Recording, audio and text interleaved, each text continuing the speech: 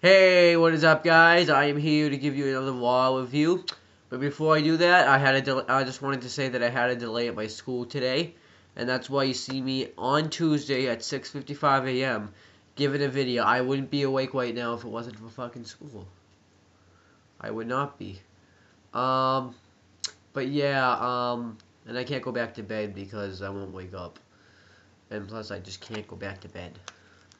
So I'm just gonna give you my RAW review so that I can take up some time. So let's start off with this RAW review. This RAW happened on March 18th, 2013. And the commentators for this show were Michael Cole and Jerry the King Lawler.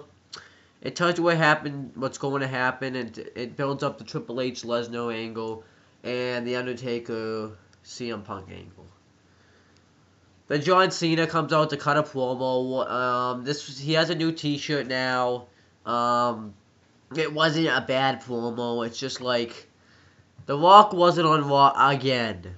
I understand he has a movie coming out, but come on, this is your fucking WWE champion. Can't you at least show up via satellite to build up this storyline? Because honestly, this is just getting fucking stupid. Like, if The Rock shows up, Cena and Rock are gonna have to show up on SmackDown to get this over, because this is just not working. Because, if John, like last week, both of them were on the show, and it wasn't bad because they had to do the Undertaker Punk angle and the Triple H Brock Lesnar angle. But then this week he's not on the show. Come on. This is WrestleMania, and now it's 19 days away. Last night was 20, and did not show up on fucking Raw. Come on, guys. Come on. It was 20 days till Mania. We have 20 days to get this angle over. And all you have is the footage of them two cutting promos again. It's footage from last week. That's all you fucking have. That's unacceptable. So I am going to say right now that this promo was just to The Rock's viewers, like the fans of The Rock. Pretty much, John Cena summing up what he said to The Rock a couple weeks ago. And then the primetime players come out. And this actually was kind of funny. They talk about how John Cena doesn't deserve to be in WrestleMania. And how he doesn't... And how they want to see the primetime players at WrestleMania. And what ends up happening, and by the way, Titus O'Neil is dressed as like a grandfather, and he calls himself Pancake Patterson. I don't know why. That was just kind of funny.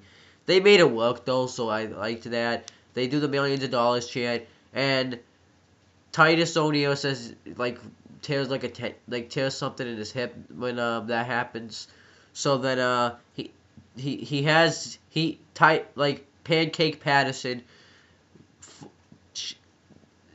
I guess, made a match between Darren Young and John Cena. That's the way I took it. So we get Darren Young so we get John Cena, and Darren Young actually said that after I beat you, you'll be crying on the ramp like you did last year at WrestleMania. I thought that was a great line right there. But John Cena says that he is ready. He's going to prove that he's ready for WrestleMania. Then we get John Cena versus Darren Young with Pancake Patterson.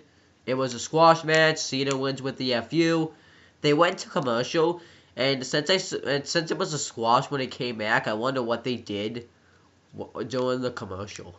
That's the only time I actually ever wanted to watch it. I didn't get to see I didn't get the chance.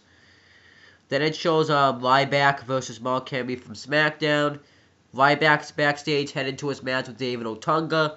David Otunga versus Ryback. I think you know what's gonna happen. Ryback squashed David Otunga. Hits the show shocked on him for the win. So then Ryback cuts a promo and says that at WrestleMania that him, Randy Orton, and Sheamus will demolish the Shield. And he will meet the world's strongest man along the way to WrestleMania. On the road to WrestleMania, Mark Henry comes out, and Teddy Long and Vicky Guerrero stop him. And Teddy Long's like, don't you dare take another step towards that win, like he was intimidated by Mark Henry. But Vicky Guerrero takes Ryback out of the six-man tag at Mania and puts him in a match with Mark Henry instead. So it's gonna be Mark Henry now. So now it's gonna be Mark Henry versus Ryback at WrestleMania. And then Ryback hits the show shock on David Otunga again to send Mark Henry a message. We get a Fandango video package. He's set to make his debut next. We get Fandango versus the Great Khali with Natalya. He actually comes out first this time, and he had a pretty cool entrance, but they had to waste all this money on a guy that didn't even debut. Luckily, they can get this money back, though. So Fandango asks Natalya to say his name, but she says, go get him, Khali. So then Fandango escapes and says, now you're not going to see the debut of me tonight. That was just, it's just like a time killer, too. Like, if you're not going to have him have a match, don't put him out there, because it's just a waste of time. You could be doing other things. And we get the WrestleMania merchandise ads. It's that steel chair with John Cena, The Rock, and Brock Lesnar on it. We get R-Truth versus Damian Sandow. R-Truth cuts a promo quoted his favorite poet, so R-Truth does poetry himself. It was kind of lame. R-Truth's, Damian Sandow's wasn't bad. I just don't remember his. Then they have the match, and they were having an okay match. Then R-Truth does the scissors kick to Damian Sandow, and then Damian Sandow leaves, and R-Truth wins by countout. So that's pretty sad for Damian Sandow right there. The Bellas and Cody Rhodes are backstage. Caitlyn comes up and says that whatever Cody wanted to do, she's busy. And I'm so over the stash. It was just stupid. Then, yeah, it was just stupid. I'm not even going to talk about it anymore. We get WWE Slam of the Week. It shows, CM Punk and Kane's match last week, and CM Punk taking the urn and Undertaker watching. So then Undertaker comes out to cut a promo. He just kind of cuts right to the point. He says that Undertaker says that he's going to destroy CM Punk at WrestleMania, and his soul is on the line. Well, it's not actually on the line, but you know what I mean. But CM Punk can save himself by returning the urn. CM Punk comes up on the screen and he's throwing the urn around, kind of like a wine. Kind of looks like something you would put wine in, to be honest with you. I think it is something you would put wine in. But anyways, he's throwing the urn around, and he's talking about how at WrestleMania Undertaker's the best in the world, and he's the best in the world all year round, and that the streak is the one thing left of the Undertaker, and he says that Undertaker can also lose the match by countout or disqualification. So I think maybe that's why he's still having CM Punk do this, so Taker will get so mad or get disqualified. In my opinion, they shouldn't be countouts and disqualifications, because it's Undertaker. But anyways, CM Punk then says that he's going to beat the Undertaker and will become 20-1. Then he drops the urn and he goes, "Oh shit!" and they cut that out. And then Undertaker just kind of looking there like, and he's just sad. So I actually did like what they did here better, but it wasn't too much better. But it was kind of funny when CM Punk just goes, "Oh shit!" and drop the urn. And I was thinking when they were taping this that they must have had to redo do this a bunch of times, because obviously obviously the segments on the Tron are taped. So I think that CM Punk probably had to redo it a bunch of times because he probably kept dropping it a bunch of times. Then we get the WrestleMania 29 ad building up Rock and Cena, which they're not there. Then it shows Undertaker's promo. We get Primo and Epico with Rosa Mendes versus Team Hell No. This match wasn't a squash. I thought this was going to be a squash, but it actually wasn't a bad tag team match. Kane is, of course, pissed off after what CM Punk just did. So he goes after Epico and Primo. Then Daniel Bryan comes in, and then it was a pretty good match. Primo pushes Daniel Bryan I think no, actually I think it was Epico, and then Primo does a drop kick. Epico does a dive and senton over the top rope. Let me think of something else. Well, that was it. That was all I can remember. They did have double team moves in the match. Kane gets the hot tag, and he goes for the win, but AJ Lee comes out and skips around, so that distracts Kane. So, one of the, I think it was I think it was Epico trying to come in and steal the win, but then Kane just chokeslams both of them for the win. And then Team Hell No has a stare down with AJ, and she just leaves. Then we get a Chris Jericho interview, and he says he has a chance to make a statement tonight and go into WrestleMania as the Intercontinental Champion. Fandango comes up and says that his name. It says his name, and Chris Jericho says Fandango. Yeah, he just messes up his name. Fandango, Fandango. He messes it up. Then he says, "Hey, wait! I want a couple of tickets. I want 2 tickets for the movie Dead Man Down. My grandmother wants to go." And then he asks Josh Matthews if he wants to go, and he says 3 tickets. So I thought that was a kind of funny confrontation. Natalia and Alicia Fox's trip to Rwanda. I don't remember this. I think this was when they went to that trip, and there was a disease in Rwanda that you have to be aware of. But to be honest with you, I don't mean to be rude. I know this is a real thing, but I bet half of those guys didn't even know that Natalia and Alicia Fox were wrestlers. Well, Alicia Fox, actually. I bet they thought that Natalia was how is it dancing with the great Khali? I bet you they don't even know that Natalia ever wrestled, and Alicia Fox never wrestles. I don't think you should send the divas out to go on these trips, because you never show your divas on TV, so how the hell are they going to know who they are? I'm just saying. Then we get Cody Rhodes versus Alberto Del Rio. This was a really good match here. Del Rio's all taped up from when he got chop blocked on main event by Jack Swagger. So Cody starts working on that throughout the few moments of the match. Then Del Rio does a drop kick to Rhodes' leg. Then during the commercial, Cody Rhodes did a beautiful disaster kick from the barricade to the to Del Rio on the outside. Then they start wrestling in the ring, and they had a good match in the ring too. Del Rio did the moonsault and Cody Rhodes kicked out. Cody Rhodes did a moonsault himself and Del Rio kicked out. Cody Rhodes did a drop kick. Cody Rhodes went for the crossroads but failed. Then Del Rio gets in the cross arm breaker and Cody Rhodes taps out for the win. So I thought that this was a good match for Cody Rhodes. Hopefully he can get into Mania. I have no idea how they're going to put Cody Rhodes in Mania since there's no feuds for him to be in. That's the problem though, right? That's the problem. Goldust is too late to do that now. So I don't know what they're going to do with Cody Rhodes. And then after Jack Swagger attacks Alberto Del Rio, and Ricardo Rodriguez gets involved, and Swagger, he's in a sleeper position, and Swagger throws him over the rope, and he lands awkwardly. Del Rio attacks Swagger, throws him into the barricade. Then Alberto Del Rio goes to attack Zeb Coulter. Jack Swagger ambushes him from behind, throws him into the steps and over the announcer's table. And Michael Cole said that he was knocked out for a couple minutes. Not really, though. Then Jack Swagger goes to leave, but Zeb Coulter tells him to attack Ricardo Rodriguez. So he does. He does a wicked clothesline to him, and he gets him in the ankle lock, breaking his ankle. So I thought this was good build going into Mania.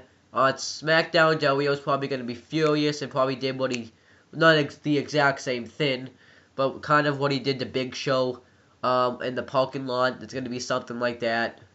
Not in the parking lot, but other places. Then it shows the Jack Swagger's attack on Alberto Del Rio, and it shows Ricardo Rodriguez stretch it out. Then we get the next inductee into the Hall of Fame, and it's Booker T. I'm not saying I don't think he deserves it. Hold on, I'm getting a text. Oh shit, I better not read that. Anyways, Booker T. I wasn't expecting him to get inducted this early. I thought since he was GM of SmackDown that he couldn't get in. But I guess I'm fine with him being in it, though. He deserves it. They go through all his championship wins, too. He's won the tag team titles in WCW. I guess the television championship used to be in WCW from TNA, but I guess it was in WCW. The WCW United States title, five-time WCW champion. And he's been the tag team champion, of course, in WWE. He's teamed with Goldust. I'm just adding that in there.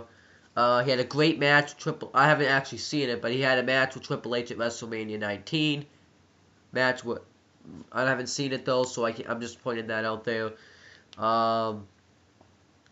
He's won the United States Championship in WWE and the Intercontinental Championship in WWE. He's won the King of the Ring. He's won the World Heavyweight Championship, and I want to actually put this in. Let me think. There's gonna be something. He beat The Rock in a battle royal, and that's actually saying something right there. Like, one-on-one, he actually eliminated The Rock. That's impressive. There's other things. He's had the King's Court. I remember the King's Court. It was Finlay, William Regal, and Ken Booker. But then eventually it ended up breaking up. And I liked Booker T spinning. So Booker T, I think, definitely deserves to be in the Hall of Fame. And he even said that he worked his ass off to get in this company. So I obviously think he does deserve it. It doesn't seem too early at all. But it kind of felt too early, and it was just kind of like a late, I think, thing. But Hall of Fame this year actually looks pretty good. We have Mick Foley going in, Bruno Sammartino. We have Trish Stratus. Now Booker T. Bruno Sammartino, Trish Stratus, Mick Foley, Booker T,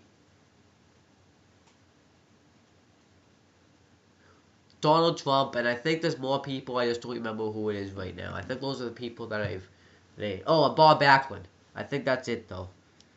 Then we get Randy Orton and Sheamus versus Heath Slater and Drew McIntyre with Jinder Mahal at ringside.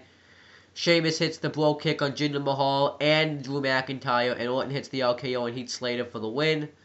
Then the Shield come out, which I'm not surprised, and they go to attack Randy Orton and Sheamus, but then the Big Show comes out to make the save, so the Shield retreats. Then Big Show points to the WrestleMania sign, so I'm not sure if this is definite that Big Show's going to be the tag partner. I'm sure they're probably going to announce on SmackDown whether that's true or not, or maybe main event, but I think Big Show is now the tag. But I don't think it's definite yet. I think they're still iffy on that, but I think it's gonna happen though. Then we get a special look at G.I. Joe, which is where the fucking Rock is instead of Raw. Then we get a WrestleMania 29 ad. It shows the 20 days away to WrestleMania thing. We get Kofi Kingston versus Dolph Ziggler with AJ Lee and Biggie Langston. I didn't feel like watching this match. Okay, we see fucking Dolph Ziggler and Kofi Kingston have a match every week. No, they have matches. No, not every week, but they have matches. They had matches so often. 2010. Okay, I think they had a match maybe in 2009, but 2010 for the Intercontinental. They had a few for the Intercontinental title, and no one had match week after week after week.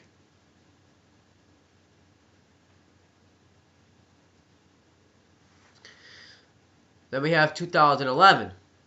They just switch it up and make it for the United States Championship. Then they had like tag team championship matches. It was Air Boom with Kofi Kingston and everyone, and Dolph Ziggler and Jack Swagger. Then it was the same thing, except Kofi Kingston then started teaming up with R-Truth. So, what is the difference here? And then they had a match at Elimination Chamber not that long ago, and then they had a match now. And they act like some of those matches never happened.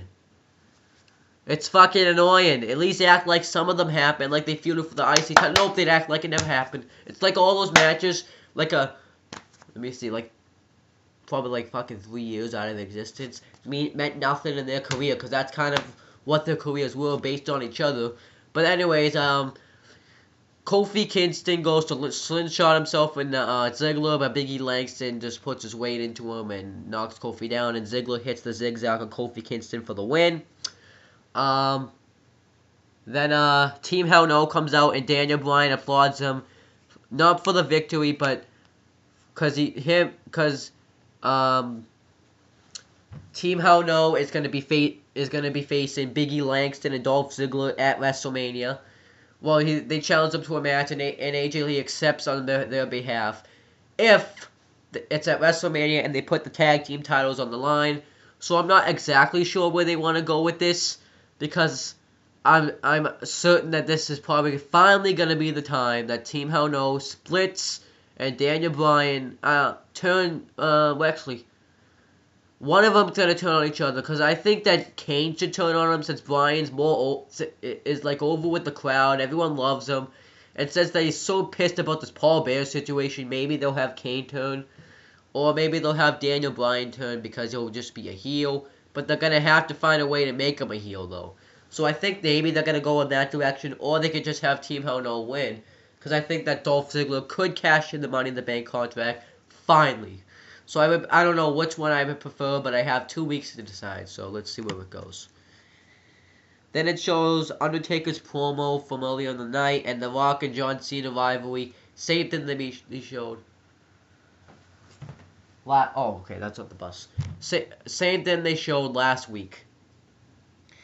Then we get Wade Barrett defending the Intercontinental Championship against The Miz and Chris Jericho. And during this, it shows the SmackDown after WrestleMania 29. And you guys probably didn't see this. It's going to be in Boston two nights after WrestleMania 29. And it also shows WrestleMania merchandise ad, the thing they showed earlier in the night with the chair. This match wasn't bad. I was expecting a little bit better.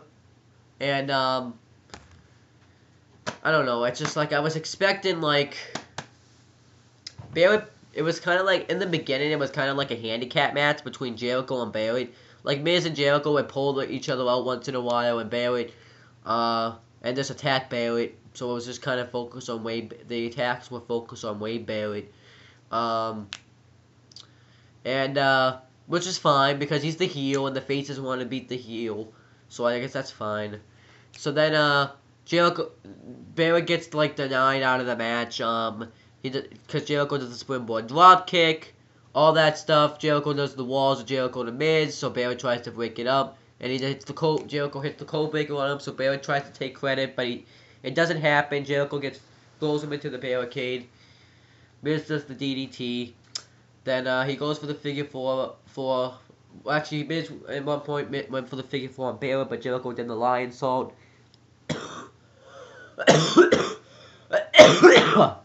Then Miz hits the Skull Crusher finale on Chris Jericho, and Barrett rolls up Miz for the win. So I kind of and he retains the title. So I think and that's fine because he's the champion.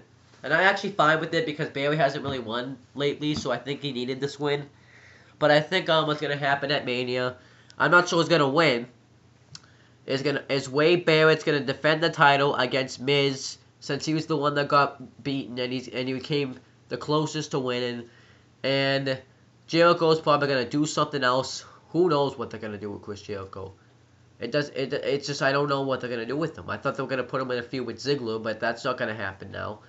Maybe they can put him in a feud with Fandango, but I think that was just for comedy. Who knows?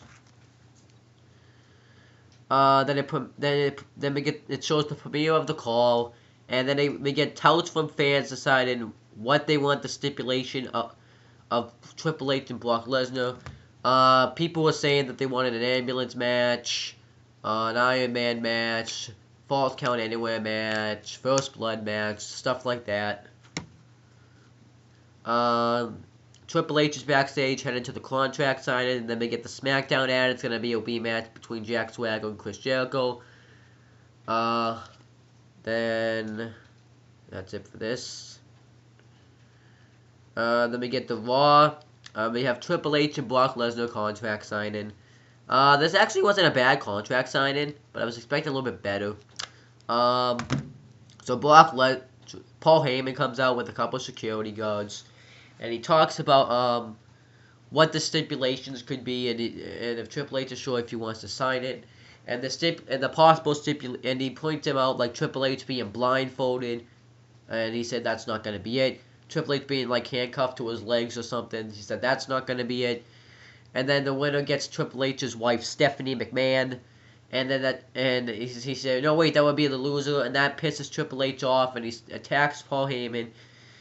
He throws the security guards outside the ring.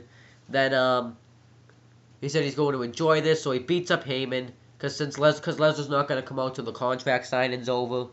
So he beats up Heyman while he's about to sign it, and then he signs the contract. So and throws Heyman outside the ring. Brock Lesnar comes out with a chair and tries to come in the ring, but Paul Heyman won't let him. Then Triple H pulls out a sledgehammer was underneath the announce table. They don't come out. Then Triple H and then Paul Heyman announces that the stipulation is the match is going to be no holds barred, which isn't bad. And Triple H's career is going to be on the line. Then the show ends. So it wasn't really a bad Raw. Like, it was an okay flow. Like, I think the beginning was kind of it sucked because we got 2 squash matches, but then it did pick up at the end. And I kind of liked what they did with Punk and Taker this week. I did like what they did with Triple H and Lesnar. But The Rock's fucking not on Raw again. That's fucking bullshit. But other than that, everything was fine. And the No Holds Barred, I was expecting something like a Last Man Standing match or a ambulance match, something like that. But I guess if that's what they're gonna have to go, I think they're going for this because they just that's just what they wanted. I think there still will be weapons used, and I think it still could be a great match. And I think since Triple H's career is on the line, that he's going to win this time, unless Triple H is done. But I think Triple H is going to win this time. But that's pretty much it for my Raw review. I'm not sure if I can put this video up yet because of the delay, but we'll see. But that's pretty much it, guys. See you later.